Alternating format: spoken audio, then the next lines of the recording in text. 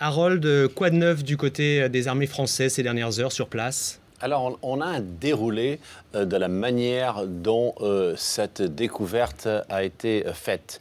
Donc, juste pour rappel, donc le vol est parti de Ouagadougou en direction d'Alger, donc a survolé cette zone-ci. Donc en plein dans le Mali du Nord. Maintenant, nous allons regarder de plus près. Voilà, la zone de Gossi, c'est là où a été repérée l'épave. Alors, elle a été repérée de la manière suivante. C'est une équipe burkinabé, hein, donc du Burkina Faso, qui l'aurait repéré tout d'abord et l'a dit ouvertement, mais l'armée française, elle a continué de son côté à balayer plus largement, hein, dès la fin de la matinée d'hier.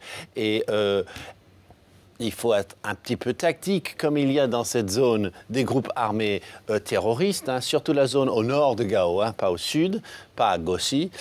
Il ne fallait pas trop leur donner d'indications. Donc, on a balayé avec des mirages, on a envoyé un drone qui voit de jour, et à la tombée de la nuit, on a envoyé un drone qui voit de nuit, un Reaper américain récemment acquis.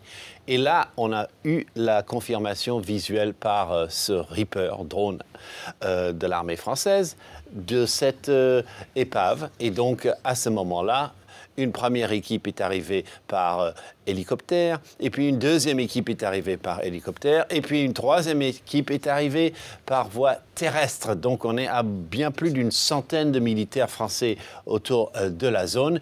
Et il y a dans ce groupe un gendarme qu'on appelle un prévôt, hein, les gendarmes militaires, donc il va déjà faire office de police judiciaire, et puis il y a un médecin militaire.